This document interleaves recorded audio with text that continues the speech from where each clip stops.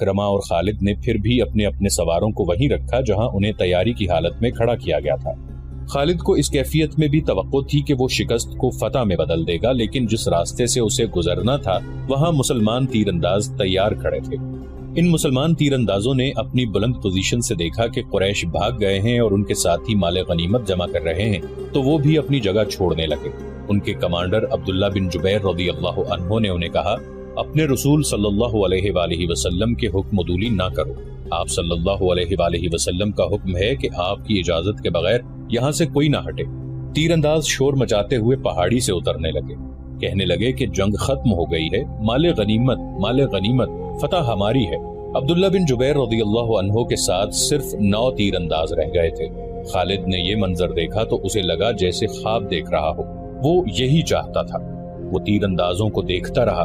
جب وہ قریش کے کیمپ میں پہنچ گئے تو اس نے پہاڑی عینین پر حملہ کر دیا جہاں پر عبداللہ بن جبیر رضی اللہ عنہ اور ان کے 9 تیر انداز رہ گئے تھے۔ خالد انہیں نظر انداز بھی کر سکتا تھا، لیکن ان سے وہ انتقام لینا چاہتا تھا۔ اس کے گھڑ سوار پہاڑی پر چڑھتے جا رہے تھے، اوپر سے تیر انداز تیزی سے تیر برسا رہے تھے۔ اکرما نے خالد کو عینین پر حملہ کرتے دیکھا تو وہ بھی اپنے سوار دستے کو وہاں لے گیا اور اس کے گھوڑے ہر طرف سے اوپر چڑھنے لگے۔ سواروں کے پاس بھی تیر کمانیں تھیں، وہ اوپر کو تیر چلا رہے تھے، لیکن اتنے گھڑ سواروں کو روکنا اوپر والوں کے لیے ممکن نہ تھا۔ سوار اوپر چلے گئے، تیر انداز دست بدست لڑائی بھی لڑے اور سب زخمی ہو کر گرے۔ خالد نے زخمیوں کو پہاڑی سے نیچے پھینک دیا۔ عبداللہ بن جبیر رضی اللہ عنہ بھی شہید ہو گئے۔ وہاں سے خالد اور اکرما نے اپنے گھڑ سواروں کو اتارا اور اس مقام پر آ گئے جہاں سے مسلمانوں نے لڑائی کی ابتدا کی تھی۔ خالد کے حکم پر دونوں نے مل کر مسلمانوں پر حملہ کر دیا۔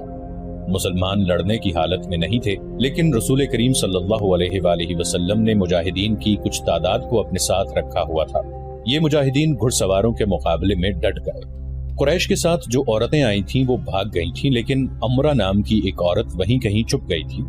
اس نے جب قریش کے گھڑ سواروں کو مسلمانوں پر حملہ کرتے دیکھا تو اسے قریش کا پرچم زمین پر پڑا نظر آ گیا۔ اس عورت نے پرچم اٹھا کر اوپر کر دیا۔ ابو سفیان نے اپنے بھاگتے ہوئے پیادوں پر قابو پا لیا تھا۔ اس نے ادھر ادھر دیکھا تو اسے اپنا پرچم لہراتا ہوا نظر آ گیا۔ اس نے حبل زندہ باد اور عزا زندہ باد کے نعرے لگائے اور پیادوں کو واپس لا کر مسلمانوں کو گھیرے میں لے لیا۔ خالد کو وہ وقت یاد آ رہا تھا، وہ رسول کریم صلی اللہ علیہ وآلہ وسلم کو ڈھونڈ رہا تھا اور آج 4 برس بعد وہ مدینہ جا رہا تھا۔ اس کے ذہن پر رسول کریم صلی اللہ علیہ وآلہ وسلم کا غلبہ تھا۔ احد کی پہاڑی افق سے ابھرتی آ رہی تھی اور خالد کا گھوڑا خراما چلا جا رہا تھا۔ خالد کی ذہنی کیفیت کچھ ایسی ہوتی جا رہی تھی جیسے اسے آگے جانے کی کوئی جلدی نہ ہو، اور کبھی وہ لگام کو یوں جھٹکا دیتا جیسے اسے بہت جلدی پہنچنا ہو۔ لیکن جس منزل کو وہ جا رہا تھا وہ منزل اس پر پوری طرح واضح نہیں ہوئی تھی۔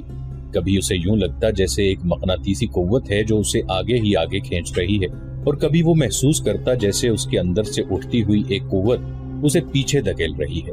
خالد اسے ایک آواز سنائی تھی جو اس کے اندر سے اٹھتی تھی، لیکن اسے حقیقی سمجھ کر اس نے گھوڑے کی باگ کھینچی اور آگے پیچھے دیکھا۔ وہاں ریت کے سوا کچھ بھی نہ تھا، لیکن آواز آ رہی تھی۔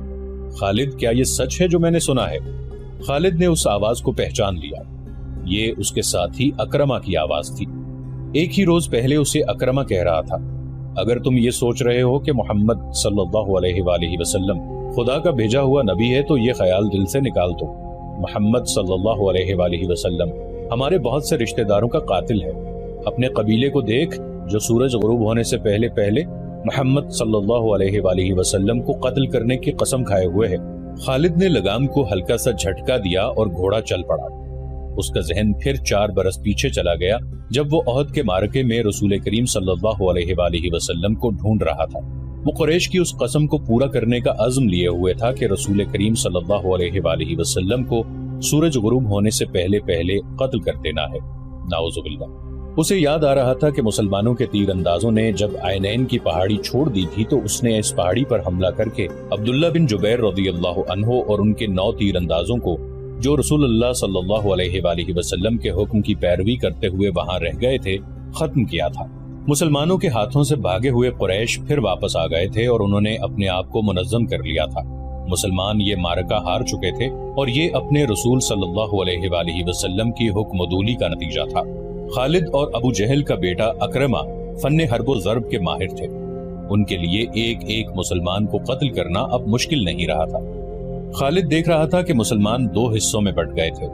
بڑا حصہ الگ تھا جو اپنے کمانڈر رسول کریم صلی اللہ علیہ وآلہ وسلم سے کٹ گیا تھا۔ چند ایک تیر انداز رسول اللہ صلی اللہ علیہ وآلہ وسلم کے ساتھ تھے۔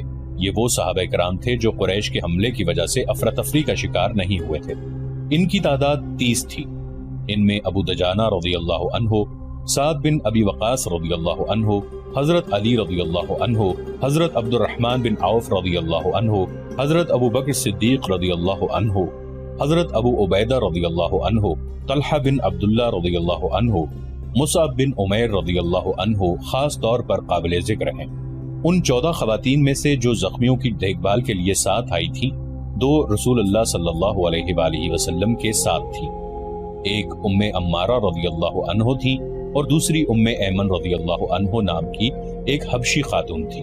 ام ایمن رضی اللہ عنہا آپ صلی اللہ علیہ وآلہ وسلم کے بچپن میں آپ صلی اللہ علیہ وآلہ وسلم کی دایا رہ چکی تھی۔ باقی 12 خواتین ابھی تک زخمیوں کو اٹھانے اور پیچھے لانے اور ان کی مرہم پٹی کرنے میں مصروف تھی۔ خالد رسول کریم صلی اللہ علیہ وآلہ وسلم کو ڈھونڈ رہا تھا، لیکن وہ میدان جنگ میں زیادہ گھوم پھر نہیں سکتا تھا، کیونکہ اس کی کمان میں گھڑ سواروں کا ایک جیش تھا جسے اس نے پوری طرح اپنے نظم و نسق میں رکھا ہوا تھا۔ وہ اندھا دھند حملے کرنے کا قائل نہیں تھا۔ اس کا اصول تھا کہ دشمن کی ایسی رگ پر ضرب لگاؤ کہ دوسری ضرب سے پہلے وہ گھٹنے ٹیکتے۔ آج 4 برس بعد جب کہ وہ تنے تنہا صحرا میں جا رہا تھا، اس کے ذہن میں گھوڑے دوڑ رہے تھے، اسے تیر کمانوں کے زناٹے سنائی دے رہے تھے، اس کے ذہن میں مسلمانوں کے نعرے گونج رہے تھے۔ اس کا خیال تھا کہ مسلمان یہ ظاہر کرنے کے لیے نعرے لگا رہے ہیں کہ انہیں موت کا کوئی ڈر نہیں۔ طنز اور نفرت سے اب بھی اس کے ہونٹوں پر مسکراہٹ آ گئی۔ اس نے ارادہ کر لیا تھا کہ وہ زیادہ سے زیادہ مسلمانوں کو قتل کرے گا، قیدی کم ہی بنائے گا۔ اسے ابھی پتہ نہیں چل رہا تھا کہ رسول کریم صلی اللہ علیہ وآلہ وسلم کہاں ہیں۔ اس نے دیکھا کہ ابو سفیان جو بھاگتے ہوئے قریش کو ساتھ لے کر واپس آ گیا تھا، مسلمانوں کے فوج کے بڑے حصے پر حملہ آور ہو چکا تھا اور مسلمان بے جگری سے لڑ رہے تھے۔ مسلمانوں نے اسے اپنی زندگی کا آخری معرکہ سمجھ کر شجاعت و بے خوفی کے ایسے مظاہرے کیے کہ کثیر تعداد قریش پریشان ہو گئی۔ یہ صورتحال دیکھ کر خالد آگ بگولا ہو گیا۔ اس نے اپنے سواروں کو مسلمانوں پر حلہ بولنے کا حکم دیا۔ اس نے تلوار نیام میں ڈال لی اور برچھی ہاتھ میں لے لی۔ اس نے مسلمانوں پر عقب سے حملہ کیا۔ اس نے برچھی سے مسلمانوں کو چن چن کر مارا۔ اس کی برچھی جب کسی مسلمان کے جسم میں داخل ہوتی تو وہ چلا کر کہتا، میں ہوں ابو سلیمان۔ ہر برچھی کے وار کے ساتھ اس کی للکار سنائی دیتی، میں ہوں ابو سلیمان۔ آج 4 برس بعد جب وہ مسلمانوں کے مرکز مدینہ کی طرف چلا جا رہا تھا تو اسے اپنی ہی للکار سنائی دے رہی تھی، میں ہوں ابو سلیمان۔ اسے یاد نہیں آ رہا تھا کہ اس کی برچھی کتنے مسلمانوں کے جسموں میں اتری تھی۔ وہ رسول اللہ صلی اللہ علیہ وآلہ وسلم کو بھول گیا تھا۔ تھوڑی دیر بعد اسے پتا چلا کہ مسلمان اپنے نبی صلی اللہ علیہ وآلہ وسلم کی کمان سے نکل چکے ہیں اور اکرمہ مسلمانوں کے نبی صلی اللہ علیہ وآلہ وسلم کی طرف چلا گیا ہے۔ حقیقت بھی یہی تھی کہ رسول اللہ صلی اللہ علیہ وآلہ وسلم کی کمان ختم ہو چکی تھی اور معرکے کی صورتحال ایسی ہو گئی تھی کہ آپ صلی اللہ علیہ وآلہ وسلم مسلمانوں کو اثر نو منظم نہیں کر سکتے تھے، لیکن آپ صلی اللہ علیہ وآلہ وسلم اپنی اور اپنے ساتھیوں کی جان بچانے کے لیے میدان جنگ سے نکلنا بھی نہیں چاہتے تھے۔ حالانکہ صورتحال ایسی تھی کہ پسپائی کے علاوہ کوئی چارہ نہ تھا، لیکن آپ صلی اللہ علیہ وآلہ وسلم کسی بہتر پوزیشن میں جانے کی کوشش کر رہے تھے۔ آپ صلی اللہ علیہ وآلہ وسلم کو معلوم تھا کہ قریش آپ صلی اللہ علیہ وآلہ وسلم کو ڈھونڈ رہے ہوں گے اور آپ صلی اللہ علیہ وآلہ وسلم کے گروہ پر بڑا شدید حملہ ہوگا۔ آپ صلی اللہ علیہ وآلہ وسلم ایک پہاڑی کی طرف بڑھنے لگے۔ آپ صلی اللہ علیہ وآلہ وسلم کے ساتھیوں نے آپ صلی اللہ علیہ وآلہ وسلم کو اپنے حلقے میں لے رکھا تھا۔ آپ صلی اللہ علیہ وسلم تھوڑی ہی دور گئے ہوں گے کہ اکرمہ نے اپنے گھڑ سواروں سے آپ صلی اللہ علیہ وسلم پر حملہ کر دیا۔ قریش کے ایک پیادہ جیش کو کسی طرح پتہ چل گیا کہ رسول کریم صلی اللہ علیہ وآلہ وسلم پر اکرمہ نے حملہ کر دیا ہے، تو قریش کا یہ پیادہ جیش بھی آپ صلی اللہ علیہ وآلہ وسلم کے گروہ پر ٹوٹ پڑا۔ آپ صلی اللہ علیہ وآلہ وسلم کے اور آپ کے کسی ایک بھی ساتھی کے بچ نکلنے کا سوال ہی ختم ہو گیا تھا۔ آپ صلی اللہ علیہ وسلم کے 3 ساتھیوں نے اور ان 2 خواتین نے جو آپ صلی اللہ علیہ وآلہ وسلم کے ساتھ تھیں، آپ صلی اللہ علیہ وسلم کے گرد گوشت پوست کی دیوار کھڑی کر دی۔ خالد کو یاد آ رہا تھا کہ رسول اللہ صلی اللہ علیہ وآلہ وسلم جسمانی طاقت کے لحاظ سے بھی مشہور تھے۔ اس کا سب سے بڑا ثبوت یہ تھا کہ آپ صلی اللہ علیہ وسلم نے عرب کے مانے ہوئے پہلوان رکانہ کو 3 بار اٹھا اٹھا کے پٹخا تھا۔ اب میدان جنگ میں ان کی طاقت کے ایک اور مظاہرے کا وقت آ گیا تھا۔ گوشت پوست کی وہ دیوار جو آپ صلی اللہ علیہ وآلہ وسلم کے فدائین نے آپ صلی اللہ علیہ وسلم کے گرد کھڑی کر دی تھی، اسے آپ صلی اللہ علیہ وآلہ وسلم نے خود توڑا۔ آپ صلی اللہ علیہ وسلم کے ہاتھ میں کمان تھی، ترکش میں تیر بھی تھے۔ اس وقت خالد مسلمانوں کے بڑے حصے میں الجھا ہوا تھا۔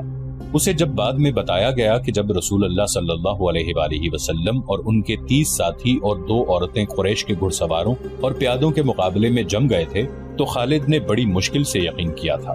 اس نے ایک بار پھر کہا تھا کہ یہ طاقت جسمانی نہیں ہو سکتی، یہ کوئی اور ہی طاقت ہے۔ اس وقت سے ایک سوال اسے پریشان کر رہا تھا کہ کیا عقیدہ طاقت بن سکتا ہے؟ وہ اپنے قبیلے میں کسی سے اس سوال کا جواب نہیں لے سکتا تھا، کیونکہ فوراً یہ الزام عائد ہو سکتا تھا کہ اس پر بھی محمد صلی اللہ علیہ وآلہ وسلم کا جادو اثر کر گیا ہے۔ آج وہی سوال اپنے ذہن میں لیے مدینہ کی طرف جا رہا تھا۔ احد کی پہاڑی افق سے اوپر اٹھائی تھی۔ 4 برس پرانی یادیں اسے پھر اس پہاڑی کے دامن میں لے گئیں جہاں اسے اپنا ہی نام سنائی دے رہا تھا، ابو سلیمان، ابو سلیمان۔ وہ اپنے تصور میں دیکھنے لگا کہ ان 30 آدمیوں اور 2 عورتوں نے اتنے سارے گھڑ سواروں اور پیادوں کا مقابلہ کس طرح کیا ہوگا۔ رسول کریم صلی اللہ علیہ وسلم اپنے دستے مبارک سے تیر برسا رہے تھے۔ آپ صلی اللہ علیہ وسلم کے ساتھی بڑھ چڑھ کر آپ صلی اللہ علیہ وسلم کو اپنے حلقے میں لے لیتے۔ ایک مورخ مغازی کی تحریر کے مطابق آپ صلی اللہ علیہ وسلم اپنے گرد حلقے کو بار بار توڑتے اور جدھر سے دشمن ان کی طرف بڑھتا اس پر تیر چلاتے۔ آپ صلی اللہ علیہ وسلم کی جسمانی طاقت عام انسان کے مقابلے میں کہیں زیادہ تھی۔ آپ صلی اللہ علیہ وسلم کمان کو اس قدر زور سے کھینچتے کہ آپ صلی اللہ علیہ وسلم کا چھوڑا ہوا تیر جس جسم میں لگتا تھا، تیر کی نوک اس جسم کے دوسری طرف نکل جاتی تھی۔ آپ صلی اللہ علیہ وسلم نے اس قدر تیر چلائے تھے کہ ایک تیر چلانے کے لیے آپ صلی اللہ علیہ وآلہ وسلم نے کمان کو کھینچا تو کمان ٹوٹ گئی۔ آپ صلی اللہ علیہ وسلم نے اپنے ترکش میں بچے ہوئے تیر سعد بن ابی وقاص رضی اللہ عنہ کو دے دیے۔ سعد بن ابی وقاص رضی اللہ عنہ کے نشانے کا کوئی بھی مقابلہ نہیں کر سکتا تھا۔ خود آپ صلی اللہ علیہ وسلم بھی سعد رضی اللہ عنہ کے نشانے کو تسلیم کرتے تھے۔ ادھر مسلمان ابو سفیان اور خالد کے ہاتھوں کٹ رہے تھے اور خون کا آخری قطرہ بہ جانے تک مقابلہ کر رہے تھے۔ ادھر آپ صلی اللہ علیہ وآلہ وسلم کے 30 فدائین اور 2 خواتین کی بے جگری کا یہ عالم تھا جیسے ان کے جسم نہیں، ان کی روحیں لڑ رہی ہوں۔ مشہور مورخ طبری لکھتا ہے کہ ایک مسلمان نے بیک وقت 4 5 قریش کا مقابلہ کیا۔ ان کا انداز ایسا دہشت ناک تھا کہ قریش پیچھے ہٹ جاتے یا ان پر حملہ کرنے والا اکیلا مسلمان زخموں سے چور چور ہو کر گر پڑتا تھا۔ قریش نے جب رسول کریم صلی اللہ علیہ وآلہ وسلم کے فدائین کی شجاعت کا یہ عالم دیکھا تو کچھ پیچھے ہٹ کر ان پر تیروں کے ساتھ ساتھ پتھر بھی برسانے لگے۔ اس کے ساتھ ہی قریش کے چند ایک گھڑ سوار سرپٹ گھوڑے دوڑاتے آپ صلی اللہ علیہ وآلہ وسلم پر حملہ آور ہوئے، لیکن آپ صلی اللہ علیہ وسلم کے ساتھیوں کے تیر ان کے جسموں میں اتر کر انہیں واپس چلے جانے پر مجبور کر دیتے تھے۔ اس صورتحال سے بچنے کے لیے قریش نے چاروں طرف سے تیروں اور پتھروں کا می برسا دیا۔ خالد کو اکرمہ نے بتایا تھا کہ ابو دجانہ محمد صلی اللہ علیہ وسلم کے آگے جا کھڑے ہوئے، ان کی پیٹھ دشمن کی طرف تھی۔ ابو دجانہ بیک وقت 2 کام کر رہے تھے، ایک یہ کہ وہ اپنے تیر سعد بن ابی وقاص رضی اللہ عنہ کو دیتے جا رہے تھے اور سعد بڑی تیزی سے تیر برسا رہے تھے۔ اس کے ساتھ ہی ابو دجانہ محمد صلی اللہ علیہ وسلم کو تیروں سے بچانے کی کوشش کر رہے تھے۔ تیروں اور پتھروں کی بارش میں کوئی دیکھ نہ سکا کہ ابو دجانہ کس حال میں ہیں۔ جب ابو دجانہ گر پڑے تو اس وقت دیکھا کہ ان کی پیٹھ میں اتنے تیر اتر گئے تھے کہ ان کی پیٹھ خار پشت کی پیٹھ لگتی تھی۔ رسول اکرم صلی اللہ علیہ وسلم کو بچانے کے لیے آپ صلی اللہ علیہ وسلم کے کئی ساتھیوں نے جان دے دی، لیکن اکرمہ اور اس کے گھڑ سواروں اور پیادوں پر اتنی دہشت طاری ہو چکی تھی کہ وہ پیچھے ہٹ گئے۔ قریش تھک بھی گئے تھے۔ رسول کریم صلی اللہ علیہ وسلم نے اپنے ساتھیوں کا جائزہ لیا۔ ہر طرف خون ہی خون تھا، لیکن زخمیوں کو اٹھانے اور مرہم پٹی کرنے کا موقع نہ تھا۔ دشمن ایک اور حلہ بولنے کے لیے پیچھے ہٹا تھا۔ مجھے قریش کے ایک اور آدمی کا انتظار ہے۔ رسول اکرم صلی اللہ علیہ وسلم نے اپنے ساتھیوں سے کہا، کون ہے وہ یا رسول اللہ صلی اللہ علیہ وسلم؟ آپ صلی اللہ علیہ وآلہ وسلم کے ایک صحابی نے پوچھا، کیا وہ ہماری مدد کو آ رہا ہے؟ نہیں، آپ صلی اللہ علیہ وسلم نے فرمایا وہ مجھے قتل کرنے آئے گا، اسے اب تک آ جانا چاہیے تھا۔ صحابی نے پوچھا لیکن وہ کون ہے؟ ابی بن خلف، آپ صلی اللہ علیہ وسلم نے فرمایا۔ ابی بن خلف رسول اکرم صلی اللہ علیہ وآلہ وسلم کے کٹر مخالفین میں سے تھا۔ وہ مدینہ کا رہنے والا تھا۔ اسے جب پتا چلا کہ رسول اللہ صلی اللہ علیہ وسلم نے نبوت کا دعویٰ کیا ہے تو ایک روز وہ آپ صلی اللہ علیہ وآلہ وسلم کے پاس آیا اور اس نے آپ صلی اللہ علیہ وسلم کا مذاق اڑایا۔ آپ نے تحمل اور بردباری سے اسے اسلام قبول کرنے کی دعوت دی۔ کیا تم مجھے اتنا کمزور سمجھتے ہو کہ میں تمہارے اس بے بنیاد عقیدے کو قبول کر لوں گا؟ ابی بن خلف نے گستاخانہ لہجے میں کہا تھا۔ میری بات غور سے سن لے محمد، کسی روز میرا گھوڑا دیکھ لینا، اسے میں اس وقت کے لیے موٹا تازہ کر رہا ہوں جب تم قریش کو پھر کبھی جنگ کے لیے للکارو گے۔ اب بدر کے خواب دیکھنے چھوڑ دو، میں اسی گھوڑے پر سوار ہوں گا اور تم مجھے میدان جنگ میں اپنے آمنے سامنے دیکھو گے، اور میں اپنے دیوتاؤں کی قسم کھا کے کہتا ہوں کہ تمہیں اپنے ہاتھوں قتل کروں گا۔ نعوذ باللہ۔ ابی، رسول خدا صلی اللہ علیہ وآلہ وسلم نے مسکرا کر کہا تھا، زندگی اور موت اس اللہ کے اختیار میں ہے جس نے مجھے نبوت عطا فرمائی ہے اور مجھے گمراہ لوگوں کو سیدھے راستے پر لانے کا فرض سونپا ہے۔ ایسی بات منہ سے نہ نکالو جسے میرے اللہ کے سوا کوئی بھی پورا نہ کر سکے۔ یوں بھی تو ہو سکتا ہے کہ تم مجھے قتل کرنے آؤ اور تم میرے ہاتھوں قتل ہو جاؤ۔ ابی بن خلف رسول اللہ صلی اللہ علیہ وسلم کی اس بات پر تنزیہ ہنسی ہنس پڑا اور ہنستا ہوا چلا گیا۔ اب احد کے مارکے میں رسول خدا صلی اللہ علیہ وسلم کو ابی بن خلف یاد آ گیا۔ جو ہی آپ صلی اللہ علیہ وآلہ وسلم نے اس کا نام لیا تو دور سے ایک گھوڑا سرپٹ دوڑتا آیا۔ سب نے ادھر دیکھا۔ میرے عزیز ساتھیوں، رسول اکرم صلی اللہ علیہ وسلم نے اپنے ساتھیوں سے کہا، مجھے کچھ ایسا لگ رہا ہے جیسے یہ سوار جو ہماری طرف بڑھتا آ رہا ہے ابی ہی ہوگا۔ اگر وہ ابی ہی ہوا تو اسے روکنا نہیں، اسے میرے سامنے اور میرے قریب آنے دینا۔ مورخین واقدی، مغازی اور ابن حشام نے لکھا ہے کہ وہ سوار ابی بن خلف ہی تھا۔ اس نے للکار کر کہا، سنبھل جا محمد، ابی آ گیا ہے، یہ دیکھ میں اسی گھوڑے پر سوار ہوں جو تمہیں دکھایا تھا۔ یا رسول اللہ صلی اللہ علیہ وسلم، رسول اللہ صلی اللہ علیہ وسلم کے ساتھیوں میں سے 3-4 نے آگے ہو کر کہا، ہمیں اجازت دیں کہ اسے آپ کے قریب آنے تک ختم کر دیں۔ نہیں، رسول اکرم صلی اللہ علیہ وسلم نے کہا، اسے آنے دو، میرے قریب آنے دو، اسے راستہ دے دو۔ رسول کریم صلی اللہ علیہ وسلم کے سر پر زنجیروں والی خود تھی۔ اس کی زنجیریں آپ صلی اللہ علیہ وسلم کے چہرے کے آگے اور دائیں بائیں لٹک رہی تھیں۔ آپ صلی اللہ علیہ وسلم کے ہاتھ میں برچی تھی اور تلوار نیام میں تھی۔ ابی کا گھوڑا قریب آ گیا تھا۔ آگے آ جا ابی، رسول خدا صلی اللہ علیہ وسلم نے للکار کر کہا، میرے سوا تیرے ساتھ کوئی نہیں لڑے گا۔